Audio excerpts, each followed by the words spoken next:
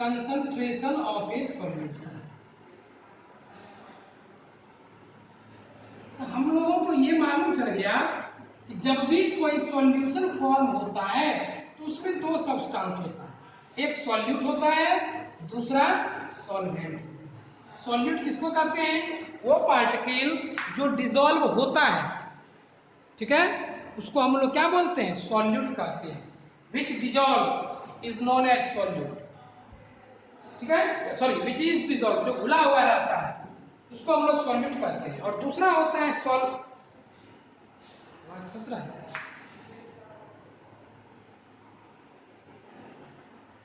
चलिए अब जा रही है,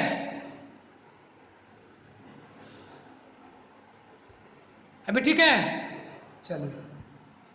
तो किसी भी सॉल्यूशन में दो चीज होता है, याद रखना है, एक सॉल्यूट और दूसरा सॉल्वेंट। सॉल्यूट किसको कहते हैं?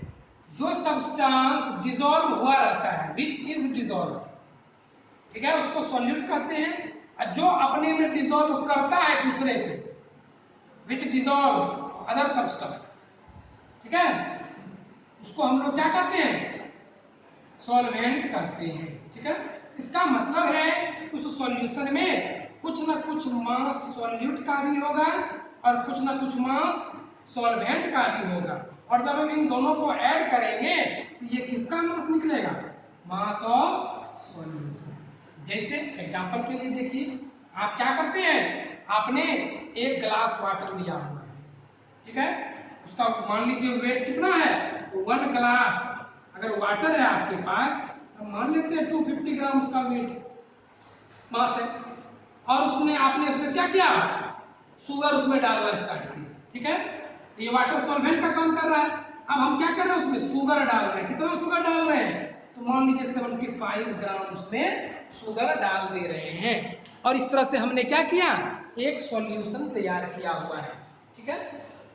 तो हमको जब ये पता करना हो कि कितना सॉल्यूट डिसॉल्व किया हुआ है किसी भी सॉल्यूशन में, ठीक है, तो आपके मन में कभी ऐसा विचार आता है ना, जैसे आप शरबत पीते हैं तो आप सोचते हैं कि कितना चीनी दिया होगा ये आदमी जो इतना मीठा है, 2 स्पून दिया है, 3 स्पून दिया है, 4 स्पून दिया है कि 5 स्पून दिया है। तो आपके अंदर जो एक आइडिया आता है that to calculate the mass of solute in a solution, that is known as concentration।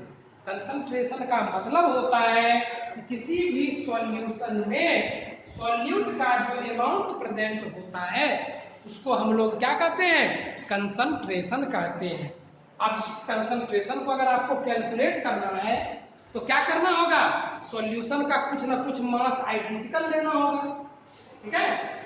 तो जब भी हम लोग कैलकुलेशन करेंगे तो सॉल्यूशन फिक्स कीजिएगा तभी ना, नहीं तो अगर सॉल्यूशन बदलते रहिएगा तो आप कंसंट्रेशन कैसे निकालिएगा। तो हम लोग जब भी किसी पैरामीटर को कैलकुलेट करना होता है किसी न किसी चीज को कांस्टेंट करते हैं।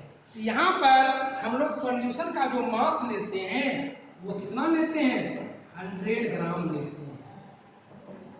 कहने का मतलब कि अगर आपसे पूछा जाए किसी सॉल्यूशन का कंसंट्रेशन क्या है, what is the concentration of a solution, तो आप उसको कैसे डिफाइन करेंगे?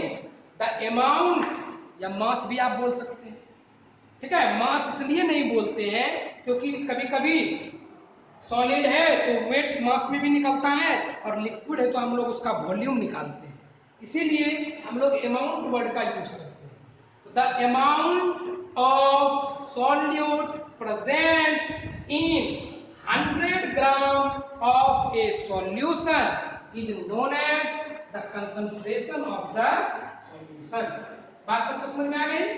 कंसंट्रेशन का मतलब क्या हुआ कि 100 ग्राम उसके सॉल्यूशन में जितना सॉल्यूट प्रेजेंट रहेगा उसी को हम लोग उसका कंसंट्रेशन कहते हैं। तो किसी भी सैंपल का अगर आपको कंसंट्रेशन निकालना हो तो उसके लिए आपको क्या करना होगा, उसके लिए आपको करना होगा कि मास ऑफ सॉल्यूट निकालना होगा, ठीक है, by mass of solvent, solution निकालना होगा और उसको फिर किससे गुना करना होगा, 100 से। क्यों? क्योंकि आपका कैलकुलेशन किसमें चाहिए? 100 ग्राम में चाहिए।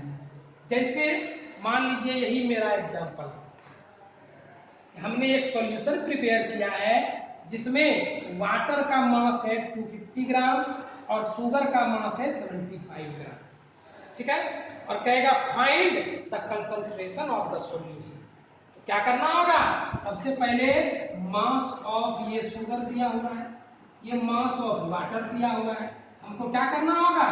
मास ऑफ सॉल्यूशन निकालना होगा। सॉल्यूशन का मास कितना हो जाएगा? जितना वाटर का है और जितना शुगर का है इसको ऐड करना होगा, ठीक है। कितना ग्राम? दैट इज 325 ग्राम।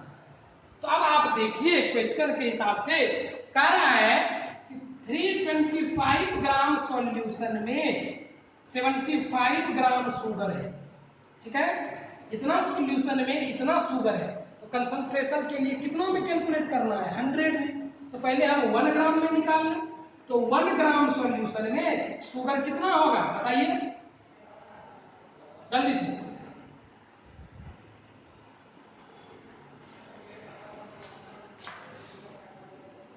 सो गया है क्या सब?